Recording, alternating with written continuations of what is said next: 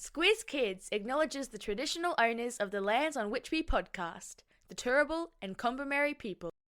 Squiz Kids! It's your daily news fix. Fun, free, fresh.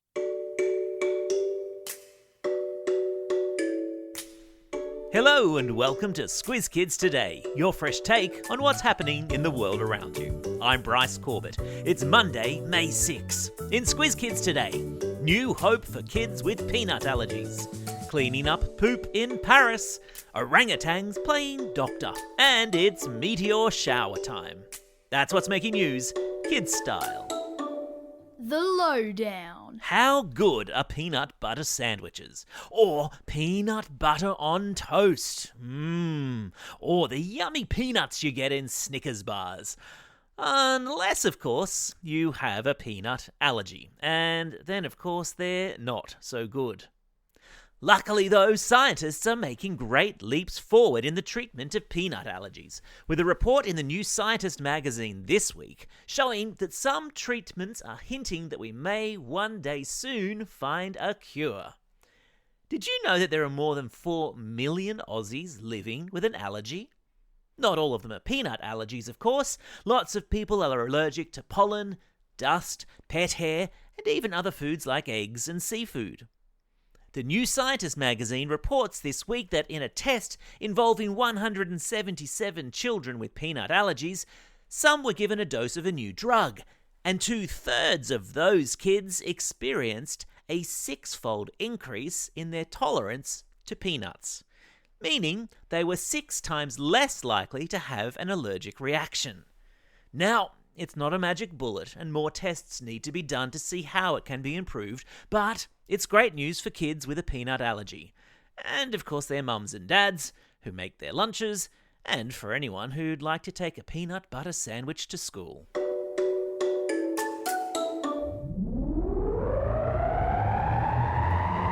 Spin the globe. Each day we give the world globe a spin and find a news story from wherever it stops.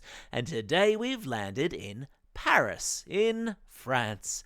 The city of love, where they're about to dive into the river that flows through the city to prove that it's pure and not poopy.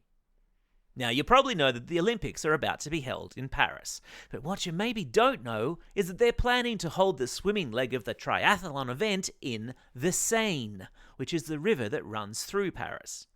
And the River Seine, like many rivers that run through the centre of big cities, has a reputation for being, well, how can I put this? A little bit dirty. Like health-threatening dirty. Like, what is that strange rash that's come up on my skin and why do I have a raging earache? Dirty. But the Paris mayor is so determined to prove that the work she's been doing to clean up the Seine has been working that she is personally going to dive into the river, along with a bunch of other brave souls, in what she's calling a Seine pool party.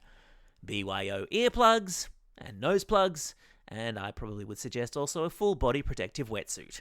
Ugh. Oh, there goes the Classroom Companion Clarion, telling us that today's Classroom Companion worksheets are linked to this story. How well did you listen? The focus of today's worksheets is comprehension. Do you need to go back and listen again, or were you paying enough attention? And teachers, did you know that the worksheets now contain fillable fields so that your kids can type their answers directly onto the worksheets? So whether you're using PDFs or Google Slides, we've got you covered. And if you're super keen, parents, you can access these at home too. Just go to the Squiz Kids website, sign up to Squiz Kids Classroom, and voila. And the best bit, they're absolutely free. You're welcome. Animal Kingdom. One of the many things that separate humans from the rest of the animal kingdom is our ability to practice what is called self-care. Now, put simply, it means our ability to work out what is wrong with our bodies and develop treatments for them. I'm talking about how we're the only species in the world that has developed medicines and ointments and pills, and the only species that perform complicated surgeries on one another. Which is why scientists have this week been super excited about an orangutan in Indonesia, which has been dabbing a scrunched up leaf onto a nasty wound on its face. The plant it was using has known healing properties, which is to say that there's stuff inside the plant that takes the germs out of wounds and helps the skin to heal. And it's believed to be the first documented case of an animal, other than a human, practicing self-care to make itself better. And that, when you stop and think about it, is just amazing.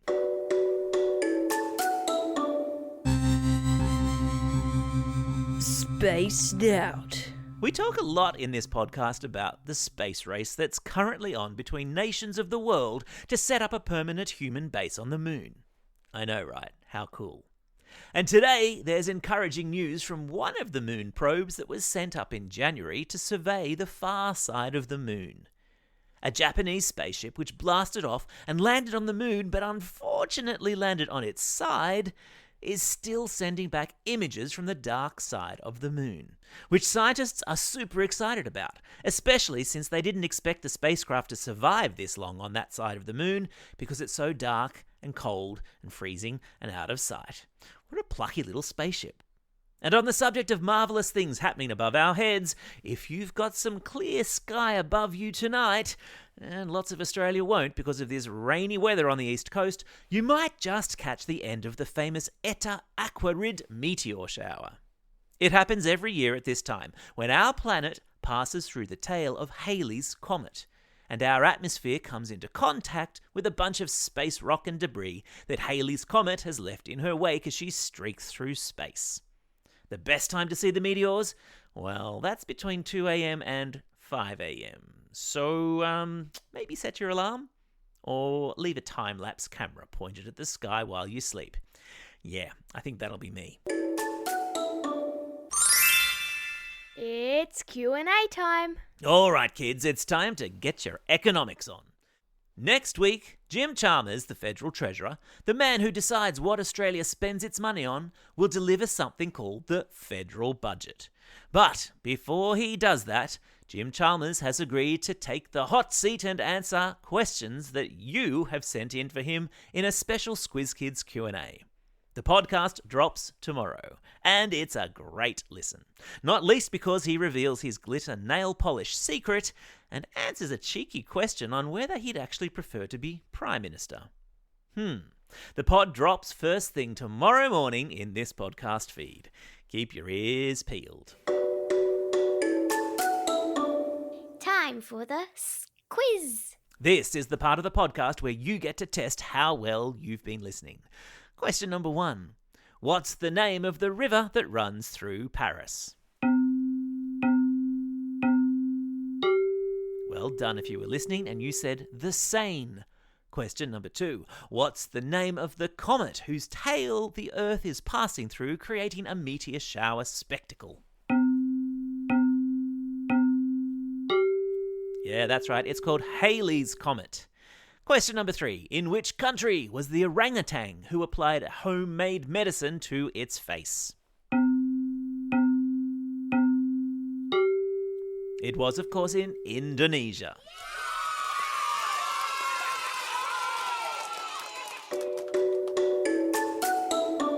Shout-outs. Today is May the 6th, a public holiday in Queensland and the Northern Territory. Lucky them.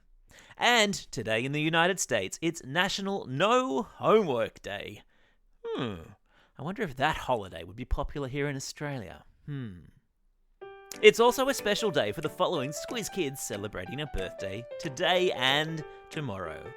Dev and Jorah from Vermont South, Myra from Point Cook, Sophia from Balcombe Hills, Aurelia from Avondale Heights, Amelia from Bruce, Leo from O'Connor, Ava from Cobbitty, Eva from Mount Cola, Shepherd from Cremorne, and Saif, who's listening all the way over there in Abu Dhabi. Hello, Saif. And belated birthday shout-outs go to Mia from Perth and Harry from Leopold. And classroom shout-outs today, my friend, go to, gosh, it's quite a list, Class 6M and Mr. Ayuso at Thomas Acres Public School in Campbelltown. Class 3 4D and Ms. Dahl at Shoal Bay Public School. Class D8 with Mr. Butcher at Marriotteville Primary School in Adelaide. Class 5-6B with Miss B at Wagga Wagga Public School. Room 17 and Mr Bickley at Baldivis Primary School. Class 4-5 with Ms Anderson at Magpie Primary School in Ballarat. And finally to all the students and teachers at Tyab Primary School. Don't forget, if you've got a birthday coming up and you want a shout out, or if you're after a classroom shout out, drop us a line at squizkids@thesquiz.com.au or fill out the form on our website. Well, that's all we have time for. Thanks for listening to Squiz Kids today. We'll be back again tomorrow with our special Squiz Kids Q&A with Federal Treasurer Jim Chalmers. In the meantime, get out there and have a most excellent day. Over and out.